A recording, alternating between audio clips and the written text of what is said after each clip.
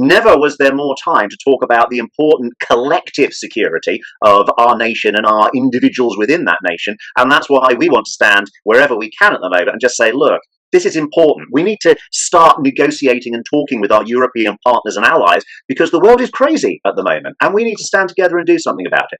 And if you agree with us on that, then please vote Rejoin EU. Now we're in a very different world.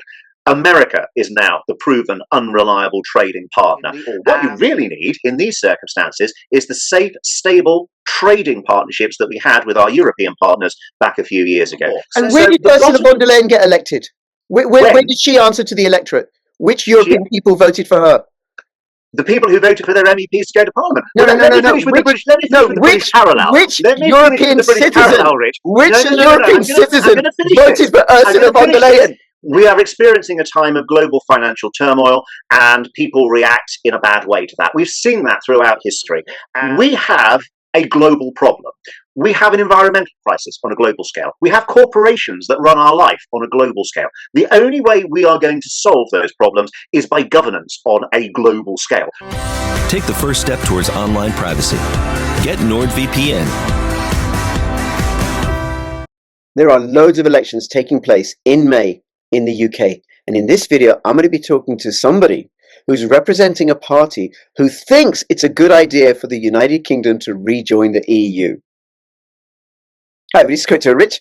Well, I was going to say working with you to get rich crypto, but I'm not in this one. This is all about politics, and it has, over the last few years, I cover more and more politics, but I do occasionally do the crypto video. So please do subscribe, comment, like, share this video far and wide, because what's really great about this particular conversation is that myself and my interviewee do not agree, but we're committed to civil discourse because that is what allows for democracy, debate, and growth and development.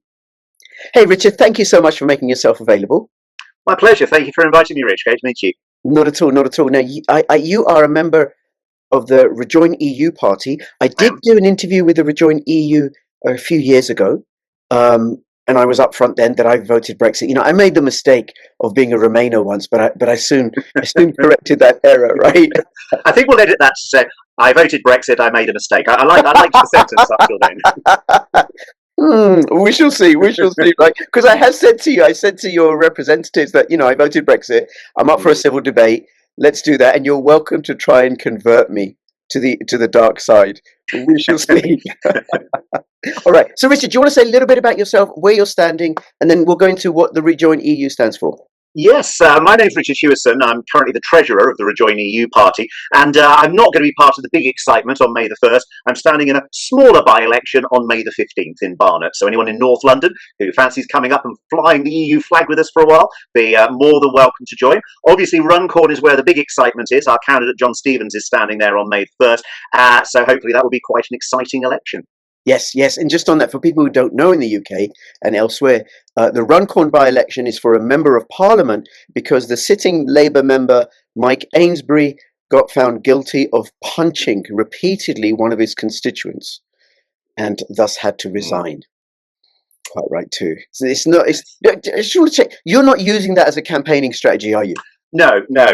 It's always really tragic when something like that happens and the people who elected in good faith a representative just 9 months ago have to go to the ballot box to elect a replacement. I think it's quite sad, the circumstances that this has happened, but this is a parliament that so far has been terrified of by-elections. We have the Labour government who can't put anyone in the House of Lords because they'd be terrified to trigger a by-election, and we have the opposition under Kemi Badenoch who also can't put anyone in the House of Lords because she's terrified of a by-election, but no one can do anything about Runcorn, and it is going to be the first big test of both the government and the opposition. Yes, and the Rejoin EU candidate is John Stevens, for Runcorn, but you're standing as a councillor for local government in Barnet. North Barnet, which is part of the Barnet Council, part of London. Yes. Okay, now what is the point? What is the point for you as a councillor? Because councillors don't get to say whether the UK joins the EU or not. That's such a great question, Rich. And to be frank, your question should actually be wider. And the question is, why is there a point in anybody standing in this election? Because Barnet Council has 40 Labour members and 20 Tories, and that's it. So whatever happens in this by-election is going to be business as usual for Barnet Council. But what it does do is it gives the people in Whetstone, in Barnet, the opportunity to have their say on the issues of the day. And let's be frank, I think most people focused on the big macro issues at the moment are looking at the impact of a trade war Donald Trump is organising against this country and every other country as well. We also have Putin and Russia still aggressively invading an Eastern European neighbour. Never was there more time to talk about the important collective security of our nation and our individuals within that nation. And that's why we want to stand wherever we can at the moment and just say, look, this is important. We need to start negotiating and talking with our European partners and allies because the world is crazy at the moment and we need to stand together and do something about it. And if you agree with us on that, then please vote Rejoin EU. But if you're asking me a more tactical question, what is the point of us standing in Barnet? Well, we have major council elections coming up in 2026 and the big parties are very paranoid about what little non-entities like our party and other, that's very rude to say, I know, but other parties similar are up to. And every time someone votes for us, they are causing the Labour administration to say, oh, perhaps this is an issue we should do something about. There's votes to be had in this. Perhaps this is an issue we should pay attention to. So that's why I would say to people, you can do far more by voting for us, or indeed any other party that has a particular view you are passionate about in by-elections, if you want to influence the people forming governments and opposition strategies. Okay, all right. Now, in Whetstone, with the 40 Labour councillors and 20 Tory councillors, roughly, I imagine and I hope that Labour will get trounced completely. Well, to be frank with you, this is the third by-election Barnet has had this year, and the only surprise is that there's been no surprises.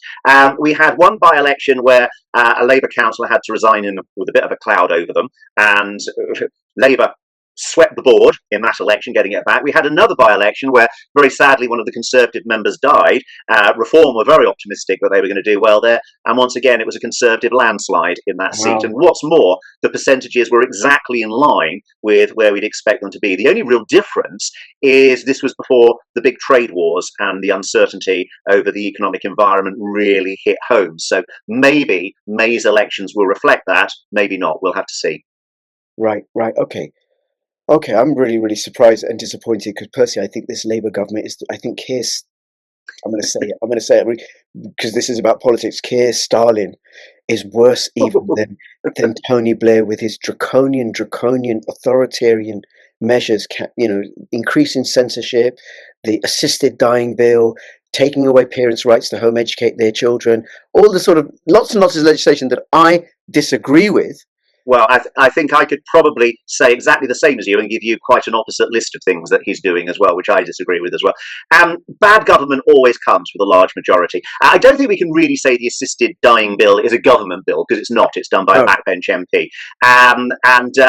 Again, I won't get us diverted from our main message, but it does open up a profound philosophical debate, in my view, of the human rights that you have as a citizen of a society. And quite frankly, let's be honest, we like to think we're free, but we're not that free. We're constrained by a lot of things. The freedom to choose when you actually bring your life to an end if you're in pain, I'm actually quite supportive of. So that's the one thing going through Parliament at the moment that I would feel mildly supportive of. Okay, all right. Well, we're going to be careful that we stick to finding out about Rejoin EU, right? But then, when I interviewed John, maybe it was a couple of years ago, he said, "Look, we got one platform, which is that we want to rejoin the EU as quickly as possible." But if you're elected as a councillor, you're going to have to do other things as well.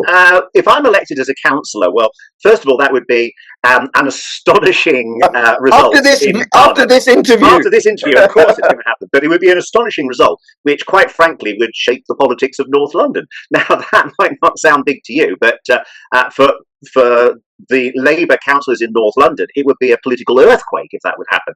And we are aware that in Barnet, 3 of the sort of new intake of Labour MPs are very, very keen, very enthusiastic Labour MPs. The government has their ear, so to speak, in terms of what feedback they're saying. Oh my goodness, rejoining the EU is massive in North London. Would be Huge, huge. And also, let's talk wider than North London. And one of the things you might not hear much is back in the London elections last year, there were only 6 parties out of the, I think it was 17 who managed to hold their deposits in London's assembly elections. And we were one of them. Yes, we were number 6 out of 6, but you wouldn't expect us to beat Labour, the Greens, the Lib Dems, Reform, and the Conservatives, would you? So coming in 6th and keeping our deposit is something that I think is actually quite credible. And what we're basically saying is, look, it's still an issue, and it's getting a bigger issue. The more the cost of living crisis starts smacking people's wallets, the more people start thinking about where their food and services are coming from, the more people realise the frustrations with their life, work and retirement plans in the EU, the louder this issue is going to be. And last election, we came 7th. That was back in 2021. This election, we came 6th and kept our deposits. So we're not reducing, we're actually increasing in terms of our voice. And that's one thing that I'm hoping that government ministers will start to hear. Right, okay. Well, I suspect that the current Labour administration, Keir Starmer, is very pro-EU and is going to align us with the EU anyway. So then why and should anybody vote for Rejoin EU? No, he absolutely is not. If I believed that, then I'd be out with my "Vote Lovely Keir" posters all over the place. But I don't believe that at all. Keir Starmer says just enough to try to make sure that his softer support within the party stick with him. He is not going to help us rejoin the EU. He has said no to the single market. He has said no to the customs union. All the things that were never really up for debate in the referendum in the first place. Forgive me for interrupting you. He said a lot of things and then done the exact opposite. Well, yes, except on this. This is the one thing that he has stuck to his guns on. Now, obviously, it's always disappointing when you elect a prime minister and they turn out to do almost the opposite of what they said, apart from the one thing that I personally really wanted to do the opposite on. So yes, I think, but again, let's be frank about the political environment, Rich. I don't know what's going to happen in the Runcorn by-election, but I know it is going to be big. It is going to cause a big realignment and rethinking of where we are in politics. And quite frankly, I don't know what you think, but Keir Starmer is not going to be Prime Minister in 2028. He's not going to be Prime Minister probably in 2027.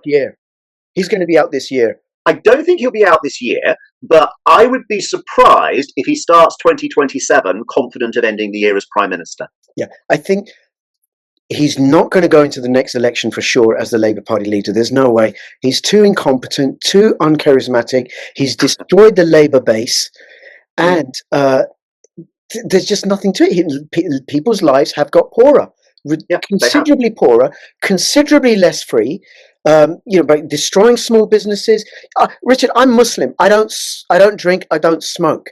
His idea of banning smoking in pub gardens, I'm horrified by, because it destroys people's liberty to associate freely without being surveilled. This again is an interesting one.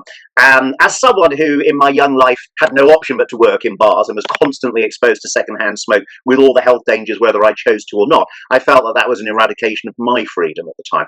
Now, the one person in Tony Blair's... let's talk about the indoors. The one person I really do have respect for in Tony Blair's government, the only person in my mind that actually did something to change society, was Patricia Hewitt, because she was absolutely uncompromising as health secretary in saying, no, all indoor smoking needs to be banned. It needs to be stopped. And I think what she achieved in that was a change in our culture. Now, when it comes to outdoor smoking, it is an interesting question of both liberty and also the message that we're sending to other people, particularly young people. Now, you don't smoke, I don't smoke, but we know it damages and destroys lives. Now, I am very liberal when it comes to what I believe people should have the right to do. I believe people should have the right to do anything whatsoever as long as it doesn't affect other people in a negative way and they are fully educated about the risks that they are taking. And that's what I think society has a responsibility to do, not to order people not to indulge in recreational pursuits that society feels is not appropriate, but make sure people are educated with the full facts and the full warning of it. And most importantly, that it's not sort of glamorized and made out to be something it's not, when our young people are making up their minds about what risks they are going to take as they journey into adult life in the UK. So yes, I don't know what my view is on the Yeah, well, banning I'll of tell you. smoking I'll tell outside. you, Richard. Any view that you have that I disagree with, I'll correct. Any view that you're unsure about, I'll let you know what to have. So don't worry. Good thing you're here. Well, that's very kind of you, Rich, but you'll excuse me if I look at a wider demographic before deciding on that particular issue.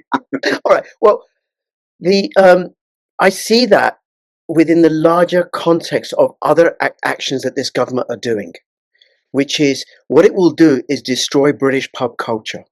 It's an erosion of British culture, and it will destroy another, I suppose, anchor of small businesses and all the ancillary businesses. And I see it also tied in with the workplace rule about stopping banter. You know, if I say something to my mate that you're offended by as you walk past, it's with I it's. don't know. I only It's, heard of that particular development today, and I'm quite confused on what's actually being proposed. well, it would mean, for example, you know, if I take offence because you're with your mate having a beer and you say something that I find offensive and it hurts my feelings, then you get penalised, and so does the employer, my employer.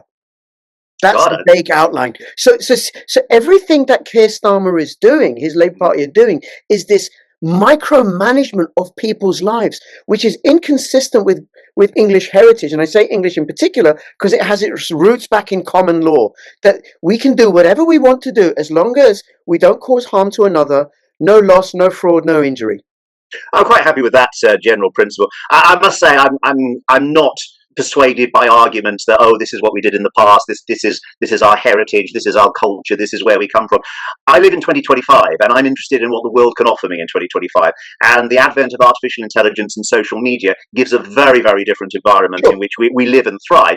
And so old rules just don't apply. And to be frank, I kind of would like to see a revolutionary government with a small r, in terms of one that will actively rethink where our culture is. And going back to the point that you raised about small business, if you don't mind me asking you, do you regard yourself as a capitalist, Rich? I don't know. I'm a social worker. I work for the local authority.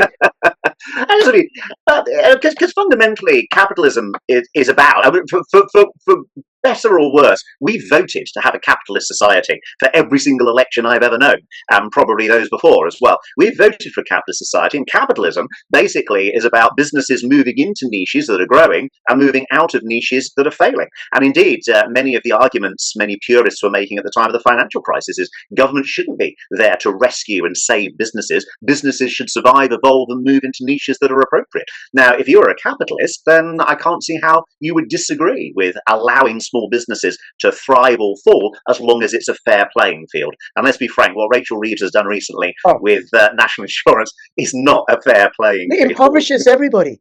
It impoverishes all. You know, so they're driving us towards becoming poorer and poorer and poorer and poorer, so that we'll own nothing, and they think that's going to make us happy. So, which is very similar to the policies being instituted by the European Union. Oh, that's not true. What policies are you talking about there, Rich? So let's say why. Let's take it back to the European Union, right? Because that's a good idea. Yes. But why? Why? Come on, seriously. Right. No, that's good. Okay. Well, 100 million of us voted not to. Well, let's look at the British public's vote in 2016, because it was a vote roughly of 4 quarters. 1 quarter voted to leave the EU, 1 quarter voted to stay in the EU, 1 quarter couldn't be bothered to vote, and 1 quarter didn't have the right to vote in the first place. And most of those quarter were the young people or the EU citizens living in the UK and the UK citizens living in the EU. So it was hardly a triumph for democracy and a way forward, 2016. And we started this by talking about compromise and listening to each other's views. And even I would acknowledge that with a vote that was roughly 50-50 in the referendum, we should have listened to both sides. We should have come out with a compromise, and we could have done that. Now, I put it down to bad government, and it doesn't really matter which bad government. We've had lots of bad governments recently. Bad government, which has given us the hardest possible Brexit, one that nobody actually voted for, that wasn't on the ballot paper. We were assured at the time by proponents from Vote Leave that we wouldn't be jeopardising our position in the single market, we wouldn't be losing our right to live and work in Europe, and basically we lost everything. Britain became known as an unreliable trading partner. The pound sunk by 20% in value, which has increased the import costs for all of us. So if we were arguing back then why we should at least rethink Brexit, then that would be my argument. You might be aware, do you remember the 2 other countries who had votes that suggested they might leave the EU in the dim and distant past before Brexit? Was it Ireland had a vote? Ireland, yeah, Ireland was one of them. Sweden was the other. Sweden, okay. I think it was Sweden. And basically, both of them voted to reject a particular proposition, which would have meant that they left the EU. And what both those nations did was they looked at that vote, sat back and thought about it, said, we need to talk wider about this. They explained to the population exactly how it was going to work, and they went back for a revote. And obviously, when they thought about what was actually going to happen, then they decided to stay in the EU, which I suspect, if Brexit had been properly managed, would have been exactly the result in this country. So if we argue it from the point of view of what should have happened in 2016, yes, we should have thought deeper. We should, once we have negotiated the exact route of Brexit, we should have gone back to the public and asked them. But we're not in 2016, we're in 2025. It's a very, very different environment. Let's talk about why some people voted Brexit. Remind ourselves, Obama was president at the time of that particular election. America looked like a very stable place. We all knew Hillary Clinton was going to be the next president at the time. America looked like a safe trading partner, and the idea of having a good, solid trading relationship with the US rather than the EU appealed to many people.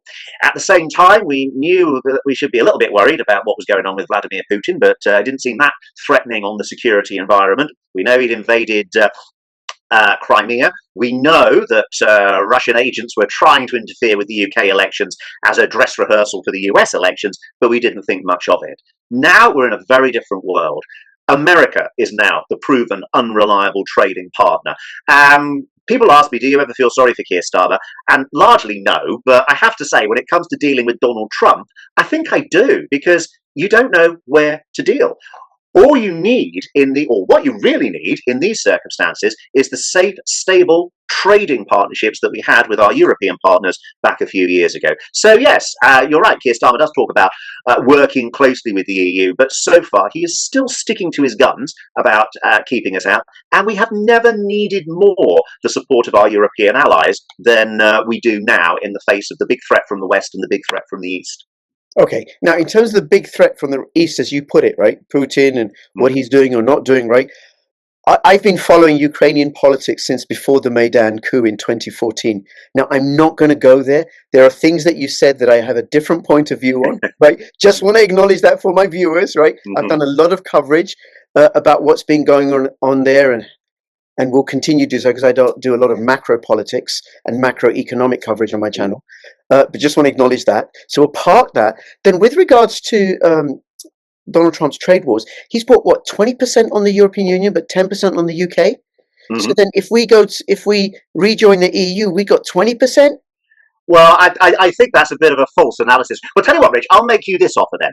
You give me 5% of all of your earnings from anything that goes overseas on your videos. Now, that's twice as good as Donald Trump's giving you. So you should see me as a trade hero for making that offer. Obviously, what I'm saying is absolute rubbish. So basically, Donald Trump says, right, I'm going to punch the Europeans 20 times in the face, but don't worry, Brits, I'm going to punch you 10 times in the face. No, that's not how world trade works. World trade should work with negotiation with partners through the World Trade Organization if you have a default agreement. And of course, that's where we are with the US. We're pretty much on WTO terms at the moment. If you suddenly launch a tariff on a neighbor, it doesn't matter if it's smaller or larger than another tariff, you are launching an economic act of warfare on that particular country. And unfortunately, Donald Trump has chosen to do that to us, as he has with every other country. Well, I say he's chosen to do it with us. It's Wednesday now. Maybe tomorrow he'll have changed his mind and it won't be there. Maybe on Friday it'll be 104%. Who knows? What we do know is Donald Trump is an unreliable trading partner, and while Donald Trump stays in the White House, we cannot rely on trade with the US going smoothly, if at all. Sure. Okay. All right. Now, I think what it indicates is that he's out to drive a wedge between the UK and the European Union. And then when we have a world where you have the BRICS emerging, which are outside of the European Union and Western-based globalist structures, and I include the EU as a Western-based globalist structure, you have the emergence of China and Russia, and then the other BRICS nations and Africa, then doesn't it make more sense for us to align with that growing emergent bloc rather than this stultifying, bureaucratic, anti-democratic how is it mishmash? anti-democratic? We will come to that. We will come to that mishmash of increasingly authoritarian, unrepresentative leaders Well, first of all, let's talk about representative leaders, and let's compare where we are in the UK with where we used to be in the EU.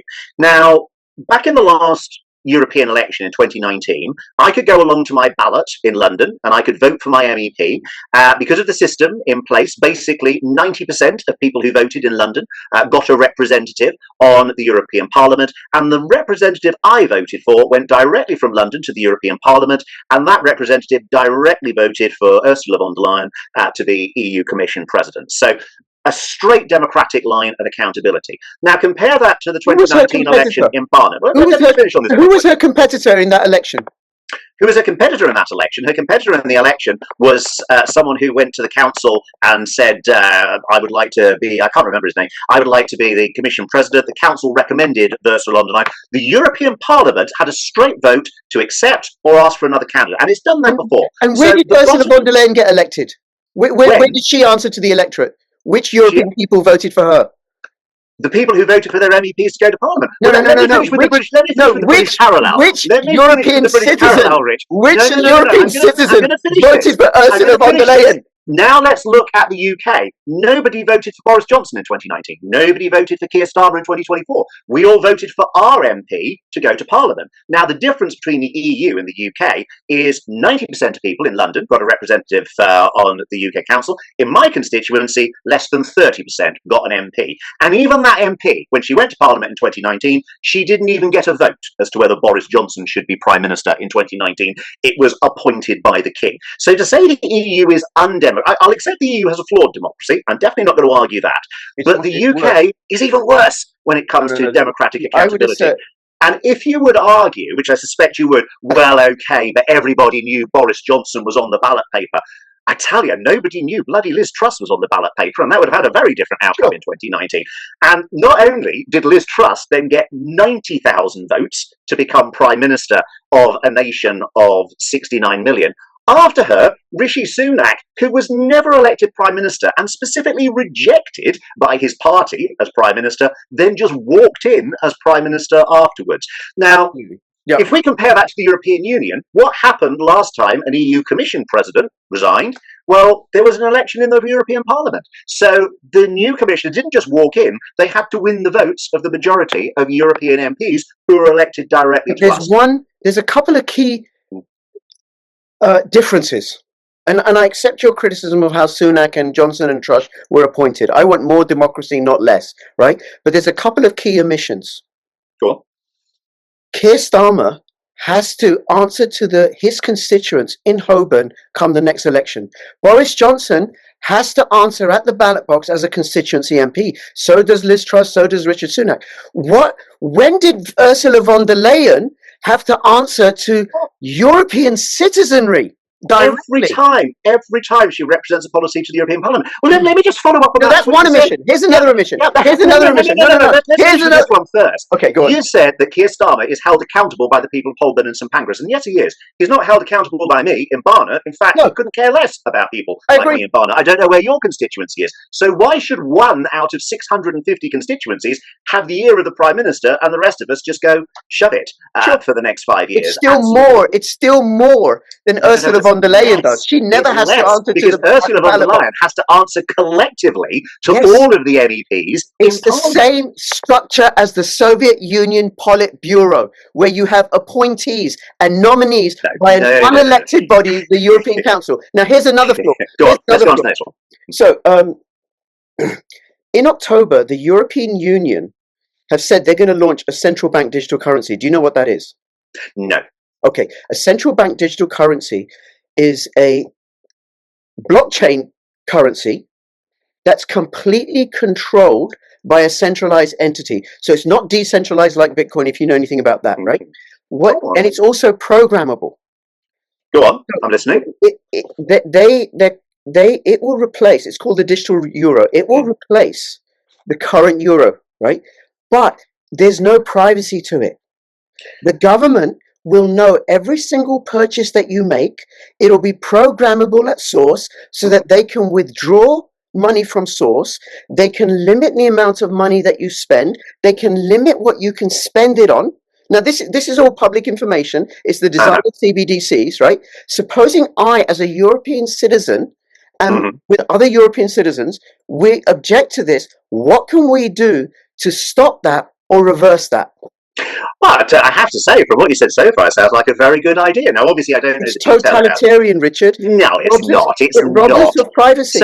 So you are saying that money in dodgy brown envelopes being slipped to people anonymously is a better way of going? No, Why I'm shouldn't we saying I don't want the legally? government to be able to restrict my food choices. But now you're CBDCs talking will about allow them to do reporting that. and restricting.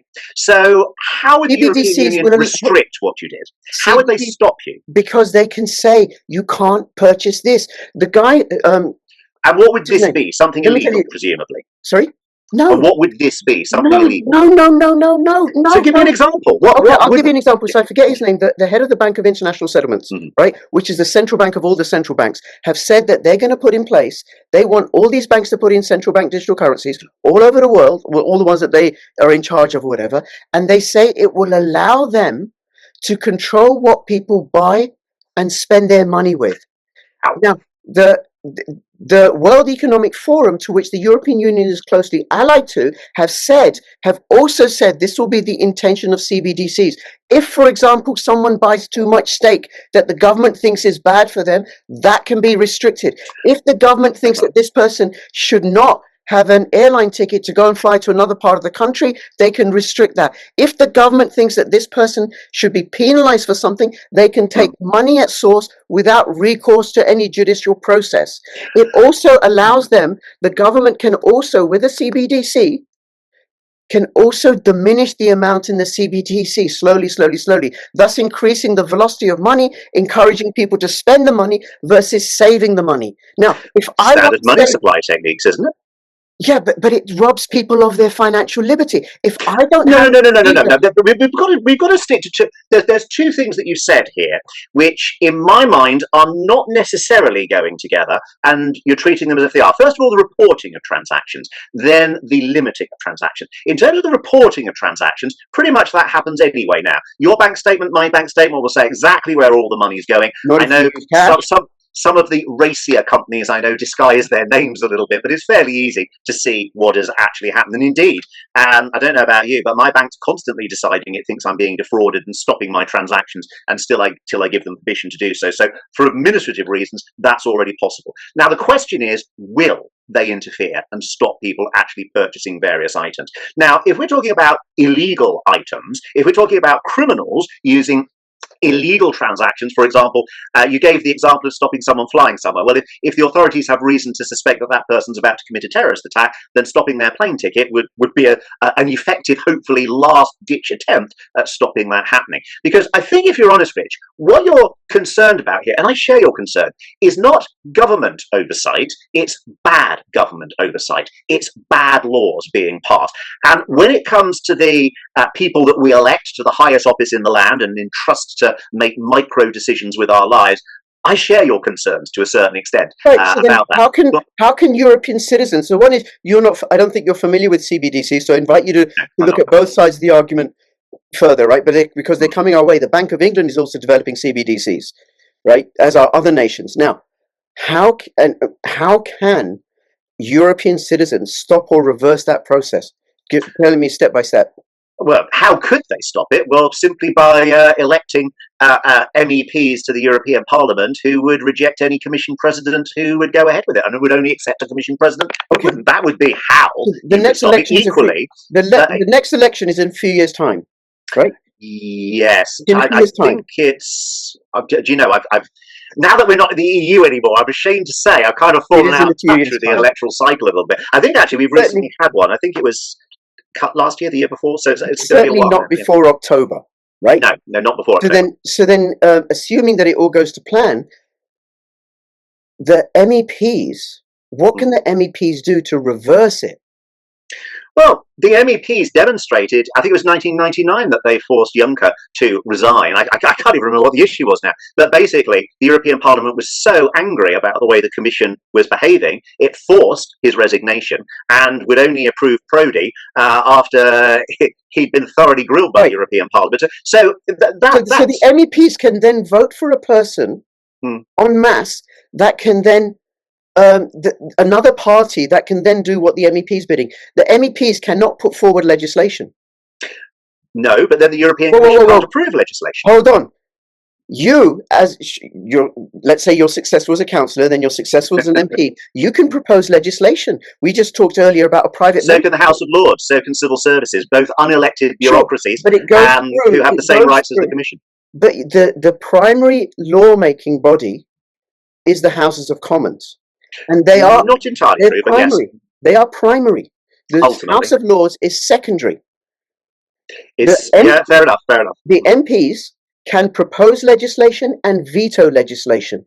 MEPs cannot do that. They cannot propose legislation and they cannot veto. But they can certainly vote it down. They can only amend what's put in front of them. If it's not put in front of them, then they can't change it. And then if they end up, if a commissioner is nominated who isn't going to oppose the CBDC, see that. Well, oddly enough, Rich. Oddly enough, I agree with you on that point. And there's a solution. There's an easy solution. We need to rejoin the EU so we can go back in and we can make these common sense adjustments and proposals. No, because then we lose our say. So in Britain, if the British government puts in a CBDCs, we can at the next election vote in MPs who oppose the CBDCs, who can then propose legislation to get rid of that. There's no equivalent. There's no equivalent process in the European Union where the electorate where the MPs. Where the electorate have a direct say. It's all intermediated by these yes, there is, because the UK government would nominate 2 members of the European Commission, and those members of the European Commission. But those are intermediaries. But it's like saying civil servants are an intermediary. You don't think Keir Starmer's down in the basement of Downing Street writing out every bit of legislation. Of course he's not. We're not going to get into the bureaucratic state, right? However, the point I would make, Rich, and let me be clear here where I agree with you and I disagree with you. Is there a lot of bureaucrats who deal with business in the EU? Yes, there is. Are there the same amount of bureaucrats that deal with business in the UK? Yes, there are. Are the mechanisms slightly different? Yes. Are there some areas where I prefer the European system? Some areas where I prefer the UK system? Yes. But they are both flawed systems, fundamentally. And ultimately, it's only going to be a will to reform those electoral systems that actually I had this conversation with John. He couldn't. How can the citizenry cause reform? Because unless people have a democratic voice peacefully, and the direction of the European Union is increased, just like in the UK, is more and more authoritarianism, more and more censorship, more and more surveillance, then how can people affect change without these intermediaries? That's a Politburo structure. You need intermediaries, surely. Let's say you were elected tomorrow and you wanted to put a bill to Parliament to regulate these cryptocurrencies at central banks that you're talking about. They're CBDCs, they're not CBDCs. I knew if I said the initials, I'd get them the wrong way around. So thank you for adding that. If you wanted to put a bill there, you wouldn't want to draft every single word of that bill. You would hand it over to legal experts to do it. And whether they actually came out with something that you agreed with, you'd then have to look at the fine details. So the point I'm making is there will always be intermediaries at some stage who are doing things at the behest of their political masters. It's whether they're actually using their position to distort or divert from what the democratic will is. That's going to happen anyway.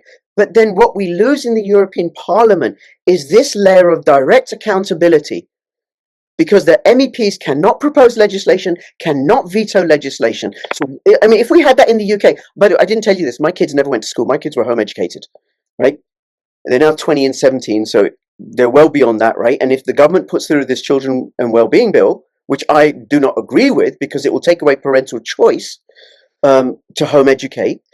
Now, we're not going to get into the details of that, but what could... No, I'm not going to go down that route. That could divert us onto a very long conversation. In a subsequent election, is that Britons could vote for MPs who oppose that and want to give primacy back to the parents. Now, in the European Union, there's no process for that, where people can hold their lawmakers, to account directly at the ballot box. How do I vote out Ursula von der Leyen? How do you vote out Ursula von der Leyen? By voting for parties that won't support Ursula von der Leyen. That's an intermediary. No, it's not. It is. I'll tell you how I can vote out. I'll tell you how people in Holborn can vote out Keir Starmer. Hopefully it will happen at the next election. They'll be like, They clear, won't. we'll have They won't somebody vote out Keir Starmer, but Keir Starmer will be voted out as Prime Minister because people will elect enough MPs Yeah, but that Keir Starmer does not have a majority. that's Just as fine. the European citizens will elect enough MEPs so that Ursula von der Leyen doesn't have a majority. That's fine. Those two things I are accept parallel. that. But you're getting rid of this other important chunk that isn't present in the European Union. That's not being addressed. You keep going back to, well, it's not that great in the UK, and therefore it's okay if it's similarly bad in the EU. No. Because in I the did not say that. okay, so fair enough. I accept that. In the UK, you have this bit, which I think is really important, and you don't have it in the European Union. You have the European Council, again, not directly elected. You have the European Commission. One of the things that the European Commission, Ursula von der Leyen has announced, they want to have a register of people's financial assets.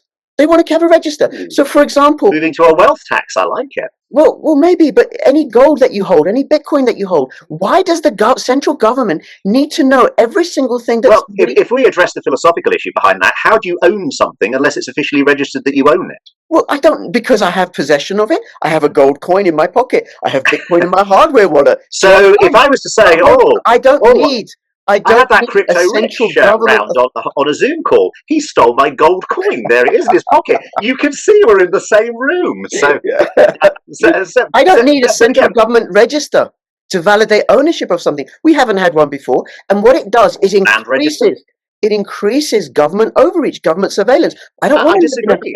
I'm comforted by the fact that my house, I am registered as the owner of the land on which my house stands. That gives me security. Now, do I want people to protections against abuse? So what are the protections against abuse if I can't vote them out as well? Okay, let's be. How would it be abused? Just a register. We're not talking about government shouldn't. I mean, individual MPs won't have a right to look at it. Angela Rayner can't look at your list of possessions. Those details I don't know. They've announced this. Something else they've announced that they're going to do is they're going to raise money for defense or war, whatever position you take with regards to Russia, by using people's private investments. Well, that's a bail-in. They haven't released details. What, you're going to take people's savings because the European Union is broke? Look, Rich, I have to say this. Our society, and again, I don't want to get too much onto my personal views, our society needs a wealth tax. Bottom line. If you don't tax wealth, then ultimately you're going to be doing this picking pennies here and there where you can. If you are, again, going back to you are tax, and then there's bail-ins, taking money from people's accounts, right? But also where people can't vote for MEPs to stop that process, who can then stop that process? Well, ultimately they can, because and again, I want to just go back a little bit to what you were saying about how important you think the link is between government and constituencies in this country. I actually think that's a big weakness in the system. I don't want Keir Starmer in Holborn dealing with someone's tenancy agreement. I want him being Prime Minister of our country, going out negotiating with the world. So I want him accountable to the MPs in Parliament, but I don't really want him as an MP in Parliament. I would like the executive to be accountable but separated from the MP base. Do I think it's good that everyone's got an MP that can go to Parliament and go to the European Parliament and raise whatever concerns, issues and questions their constituents have? Yes, I do. But that should be raised to the executive. They shouldn't be part of the executive. Otherwise, it leads to unfairness where certain areas everyone's represented well at the heart of government. Certain other areas, people couldn't care less. I'm in an unusual area, well, not that unusual, in that I've happened to have a government MP both under the Conservative government and this Labour government. But if you're unlucky enough to have an MP in an opposition party, the amount of attention you get from the government is minuscule. And it's because of this link between being an MP and being on the executive, which I think should be completely separate. I accept that, but what I appreciate and don't want to lose is the direct accountability at the ballot box, because then you, with layers with intermediary layers, you remove decision making from people, you increase the level of disenfranchisement, you reduce the level of accountability to the demos. That's the big bugbear. And I said this in my interview with John. And by the way, you asked me if I was a capitalist. It's very funny because before lockdown, I would have said I'm very, very left wing. And what happened was I started off as a Remainer. Then I watched this show, this conversation between Nigel Farage and George Galloway. Now, George Galloway was mentored by Tony Benn, one of my political heroes. And I thought, oh, this is going to be fireworks. Farage versus Galloway. Come on, come on. And it was a really great civil debate. And one of the things, I don't know whether Farage or Galloway said, but they said that the left wing, the Labour Party, were opposed to the European Union. Tony Benn was opposed to the European Union. Many of them were. Yeah. Yeah, and I didn't know this. And I started investigating. It's like, yeah, they were. And Tony Benn said, he had, I think, 5 questions. He said, this is what you need to be able to ask your lawmakers. Who are you accountable to? Whose interests do you serve? I can't remember all of them. And how can I get rid of you? But those are 3 very important questions. And the thing with the European Union and indeed the UK Parliament, as much as we may debate the minutiae of the details of how doing it, the bottom line is the voters at the ballot box in both cases determine who is the leader. Now, I argue. Say again? They don't get to vote out Ursula von der Leyen. They don't get to vote in. Well, they don't get to vote out Keir Starmer, not for 5 years, and then they can vote. They can vote him out in Holborn, and hopefully they will in 5 years. But they won't. That's the one prediction I'll make you for 2029. Keir Starmer will keep his seat. He won't be. I don't think he'll be prime minister, but he'll keep his seat. Fine, but they have that option, right? They don't have that option for Ursula von der Leyen. Nobody. They do. They do. When does she campaign? Well, how many elections did she won? I knew when I was voting for the, I'll just full disclosure, in 2019 I did vote Lib Dem in the European elections. I knew what my Lib Dem MP was going to do when they got elected. Indeed, the Labour MP. One of the Labour campaigners actually came up to me trying to change my vote and says, look, if you vote for us, we will support Ursula von der Leyen as European Commission President. We will be part of the majority. So yes, the candidates and their campaigners knew exactly who they were going to vote for, and that's the story all over Europe. Okay, but you can't propose legislation.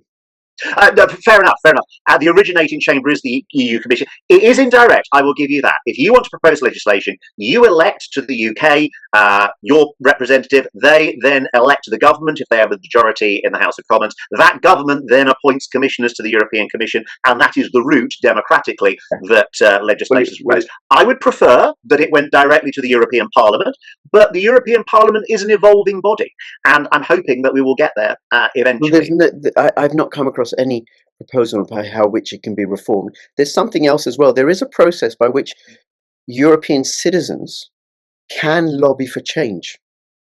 Go on. They have to get 1 million signatures across 7 countries in order to meet with a commissioner. Okay, I wasn't aware of that rule. But that's really, really difficult and impractical. And is it done electronically? Is it? I don't know. But if I was in southern Italy and there was something impacting southern Italy in particular, I have to somehow reach out to 1 million people across 7 European nations, some of them in very different conditions. You know, maybe some people in Sweden, what do they care? They're dealing with different issues. And only then will the commissioner meet with me. So it's designed to distill in, because it was made this way. It didn't happen by accident. I assert that it was designed to distill the voice of the people. I would argue that it's probably likely to make sure that the issue is a fundamental European one rather than local. It would be like, for example, an issue that affected, say, just the north of England in the UK. Yeah, and but it happens that the north of England at a particular time isn't represented by government MPs. It's very, very hard to get attention to that issue. Now, that's where I do like. But it makes it hard. It disenfranchises European people further, and particularly poorer European people, because they may not have the resources to be able to access. If you are arguing that the European Union should make it easier for ordinary people to have their voice heard, I'm with you on that. I'm absolutely with you. What's the process by which that can happen? Well, the process by which that can happen is the UK rejoining the EU and our commissioners putting these proposals there. And quite frankly, if we want to influence European policy in any field or dimension, we can't sit out of the game. And at the moment, we are sitting. The other commissioners can say, no, we don't agree. That's it. Well, they can, but that's just like if you elect your MP. The other MPs can say, no, we disagree, and that's it as well. So that unfortunately, is any form of democracy. Well, no, because we have to go through these layers. The European citizenry don't get to hold their lawmakers to account. They have to rely on intermediaries. As a fractal, if you understand fractals, right? Like same patterns on different scales. I am a constituent in Whetstone, for example, I'm not, Mhm. right? And I go to you and I say, listen, I want you to vote for this proposal. And here's a whole other bunch of people, and we want you to vote for this proposal. And then Mhm. you don't. All right, well, come the next election, you're out, Richard. We remember, right? Well, the next election is only 11 months away, and I don't think I'm going to win this election, so it'll be a very quick turnaround. Again, it's not. I mean, this is we're getting into the whole philosophy here of representative democracy. You don't elect someone because they're going to have all of your views, all of your issues. In a representative democracy, you're electing someone on the basis that they will take more time than you can on virtually every issue that comes before the particular body, be it the local council, the national government, the EU Parliament. They will take more time to research diligently, and they'll perhaps have the same values as you have when they make those decisions. Sure, there's also the representative argument where, as an individual, if you are being shortchanged by services you're getting, if you are being unfairly treated in a way that the government should act, they're a reporting channel that gets that into the system. But fundamentally, with a representative democracy, the idea is you are delegating the decision making to somebody you kind of trust on your behalf. Yeah. And you mentioned And the you issue should be earlier able on to attack about, them. and I'd like to go back to that issue. I'm going to get the initials wrong again, so I'm not going to say them, but the four CBDC. CBDCs. You feel very passionately about it, and you could start your own party. You could start your own party like we did, and you could stand for election. And again, I say this with love and kindness. I suspect you would manage to get very few people to sign up and say, yes, that's my big issue. Even if it was fundamentally affecting their standard of living, it would be very, very hard to communicate that message. But what you could do is you could take enough votes in some marginal constituencies so that the government parties are saying, oh, God, this is annoying. It's like the Greens. No one was environmental in the Labour Party or the Conservative Party until the Greens started stealing their votes. And then, my goodness, they came on board with a lot of the decent environmental policies. So that, unfortunately, is the indirect way that individual issues tend to influence politicians in this country, and I suspect most others as well. Okay, all right. Well, thank you, Richard. I want to move this on because I'm conscious I've got a hard stop. I've got another interview with a ex-US military cyber intelligence guy, and I want him coming in on this, right? We'll be I'd love him to be here, but anyway. looking at the state of the US, right? It'd be a bit of a surprise and say to him, Steve, look, meet Richard. Okay, so in terms of the economics, so I assert that the EU is fracturing and will not prevail. Now, this is speculation on my part, right? And why I say that is because if I think of a team, the metaphor of a team, when a team is winning, they're cohesive. The team is losing. And why the team is losing is because the European Union is broke and getting broker. Germany is now going to let go of its debt brake, so they're going to run. Oh, you mean financially broke? Okay. Financially broke. They're going to run up debt bill. The German manufacturing was the powerhouse of Europe, providing most of the income. They have sanctioned themselves off cheap Russian gas. They're not going to be able to compete with the rest of the world in terms of manufacturing. Their major market, the European Union's way of amassing wealth was to make high quality manufactured goods that they could sell to America. Well, they can't compete without cheap energy, and you can't run a modern economy on solar power and wind power. There isn't enough affordable silver in the world, never mind copper, to run European Union or Britain on solar panels and wind panels. There just isn't enough. It'd be ridiculously expensive and unaffordable, but you can't run furnaces and factories on wind power and solar power. So then EU's got no way of making money. Meanwhile, the threat of war is accelerating the drain of finance from the euro-dollar market. Europe is, so what they want to do, they want the UK to join so they can extract what little wealth is left in the UK. Europe is, they got no way of making money. They got no way of making money. What are you going to do? I'm not sure there's that much wealth left here, Rich, to be quite honest. We do have gas and coal and oil. If we would only dig it up, we could dig money out the ground. You make a very specific prediction there, but you are starting from a very general claim. And I have to say the general claim, let's start with that.